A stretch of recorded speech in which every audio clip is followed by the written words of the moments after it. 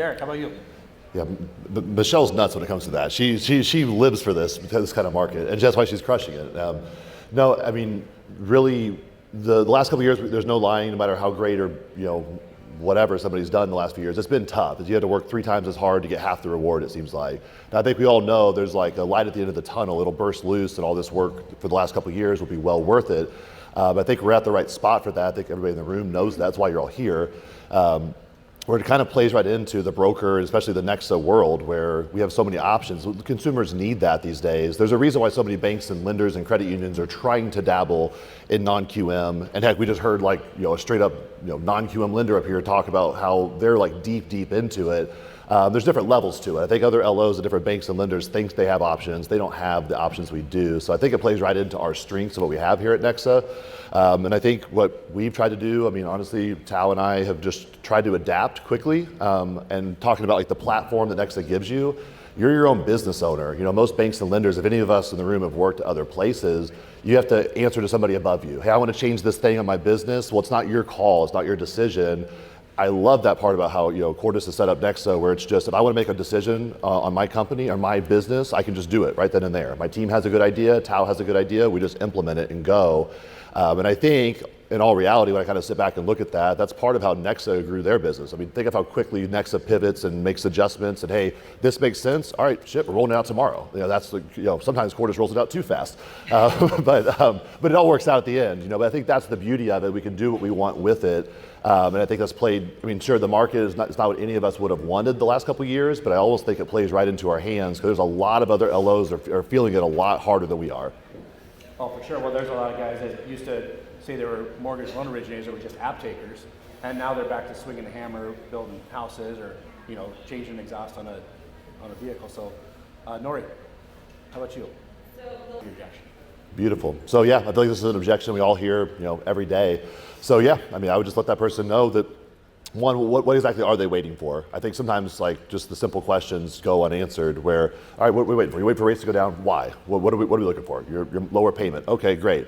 Well, let's look historically and keep it at happens when rates go down. You think you're the only person that knows rates went down? No, it's all over the headlines every which way. So now you're gonna have a rush of buyers coming in, and I almost think it's somewhat perfect that just not that long ago, 4 or 5 years ago, we did have that rush in the market where 2019 through 2021 were crazy. Rates were at an all-time low. Is that what you want? Because a lot of the people that are talking about it now, they didn't buy then because they didn't like that market. Sure, rates were 2 or 3%, and they didn't buy because it was too busy, it was too competitive. There was a line down the street for open houses. There was 20 offers, 50 grand over asking price, and they didn't like it then. So it's like you're not going to find low rates and low house prices. It just doesn't exist, And with how short we are in inventory anyway, there's so many. And I try to tell people like, hey, we have more people in the hopper that are on the sidelines right now the last couple of years that are pre-approved and just waiting for rates to go down. It's like, all right, I try to level with them. I'll add you to that mix, but just a heads up, I can tell by looking at this that we have a few hundred people in our small, just my team's database that are just waiting for rates to go down. So if you want to join that mix, there's millions across the country that are waiting. There's the stats you can see. Every 1% the rates drop, like 5 million more eligible home buyers come in the market, I think it is. Like, you want to be part of that, then you're going to be paying an arm and a leg more than you want to for that house, and then that's going to be the problem. But the thing is, as we all know, I know it's cliche, but the rates do go up and down. The house prices, you lock that price in now, you're never going to get it back again. So we've seen even, and I also think the other good stat that they're out there is, well, I think we all could say 2022, 2023 are about the worst years in history, well, in our history, recent history for the housing market. We had everything thrown at us. Not enough houses, rates just skyrocketed. What they went up like the fastest pace they went up in 40 years. Inflation hit the fan, and still house prices went up on average 5 to 6% each of the last 2 years across the country. It's like, what else do you want? They took every punch, every blow they could take, and they're still standing. Houses didn't crash, the market's not going down. So what do you think is going to happen when rates do drop? It doesn't take a rocket scientist to know it's going to accelerate way more than 5 to 6% per year. So it's like, you want to pay, 50 grand more for the house in this, this upcoming spring, or do you want to get the house now while you have a chance to do it? This is your window. If anybody watches any of the videos I do, I talk about that like once a week, I feel like, with my clients on this is your window of opportunity to get the deal.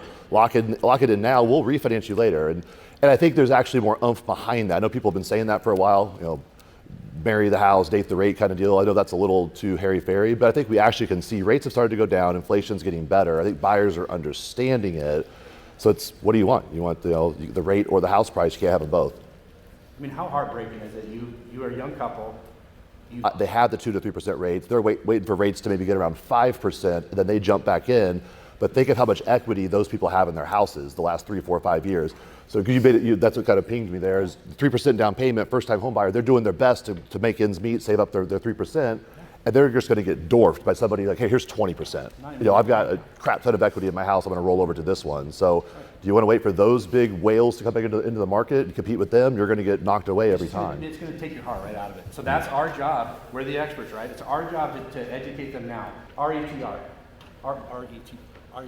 It's like MMI, where you can search realtors or LOs, like easily pull data, but that's like 10 times, Reader's the way to go. It's 10 times better than MMI.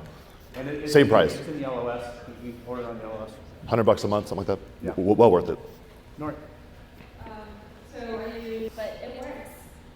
Love it. Yeah, so I also use Monday, and then Tao introduced us to Slack, and that totally changed the whole dynamic of my team earlier this year. So that's been a whole game changer, communication-wise. And but yeah, Monday is like a graduated Excel spreadsheet that does it's way more modernized. So definitely an easy way to just stay on task, make sure things don't slip through the cracks. Barry Habib's MBS Highway is awesome. I think that gives us good knowledge of the market, what's going on, good talking points, because we all need something to talk to our clients about. The phone rings, what's going on. It gives you something up to the moment. It's like, how did that report yesterday impact rates today? Clients, the right clients, that's important to them. MBS Live is another good one that gives good mortgage info every day. It's easy to track the markets, what's going on. Reader, definitely, like I said, I used to use MMI, totally replaced it with Reader. I think it's 10 times better. It's like the Google version versus like a Nokia phone. And MMI was great to me for a while, but I think they've had a way better option there. We use Bonzo for kind of campaign text and emails. Like Monday does our organization, and then Bonzo fires out the text and email messages. And yeah, that's kind of our tech stack. So you guys are all seeing the value. Talk about LOS. So I used Reader, and I was paying $250 a month for it before it got integrated into LOS, and Mike worked them down to $100 a month to match MMI. So that's a win. I mean, that's huge. And if you haven't researched in there, there's actually a new refinance tool that they just introduced recently in there. So if you guys haven't got it, go in and get, Derek. Yeah, so we do a little bit of both. I think there's some things that automation can be good for. So like I mentioned, like Bonzo, and there's a lot of other things that work like Bonzo, but it's something that drips text and emails. Now, I've taken time to kind of craft out, I want it to be my voice on it. I think some you can just have the out-of-the-box version, and that's fine. It's better than nothing. Then it's, over the last couple of years, we try to tailor it, and if things are going on in the market, I can change my message on a couple different campaigns, and then every thousands of messages go out that month, all with the updates on it. So I think automation from that perspective can be good, but then I think automation only goes so far. I think there needs to be the human touch, like you and Dave were talking about, and like everybody up here.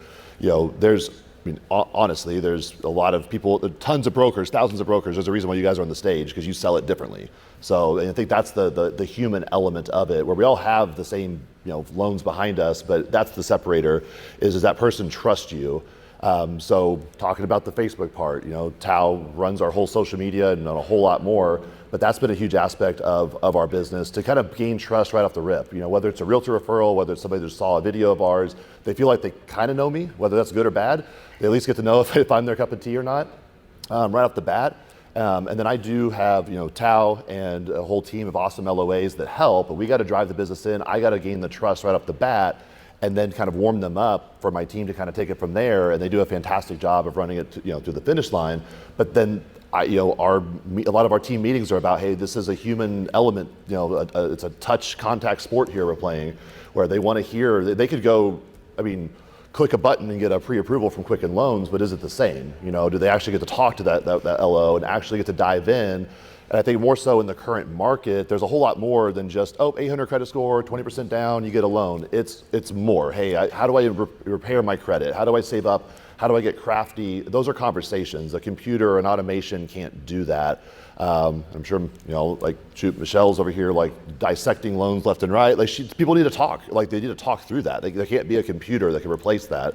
So I think it's both sides of it. Automate what you can automate, but then I look at that to my team as this frees us up to dive in deep on the parts we need to dive in deep on. Oh, 100%. I agree with you. Double, triple X. 30 seconds, big boy. 318, got it. Okay. Yeah, so I feel like Tao and I the last couple of years have just been going, like doubling down, long nights, weekends, all of it it's all market share. We're closing some loans now, great, but I want next year to be double that. And I think the market should allow for that. So now our focus has been on beefing up and making sure we are staffed up, because I know even right now, as I'm doing this right now, my team, bless their hearts, they're holding it down back home. I know they're kind of to the strain, so we're trying to get more good help on, because I could think, even I had a call with Dave Brown and some of his coaching clients just the other day, and my little question to the group was, because they're talking about scaling and growing the business, which Dave helped me structure my business there, and Tao's just lit it on fire since then, blown it up since then, is, okay guys, you want to scale your business, well, if starting tomorrow you got double the amount of loans, would you be ready for it? Could you close those? Like, oh crap, no, I'm not ready for that. Well, okay, then you got to have some capacity to grow into it as well, which is a risk. But all of us in here are risk takers. We're self-producing LOs. We're not getting fed leads by a bank or something. We're doing it ourselves. We're taking a risk. We are entrepreneurs. It's just more right into that same cloth there. So are you ready to grow? And I think once people stop and think about that, like, oh crap, I need to build a system, build a team, and have that growth available. How about you, Felky?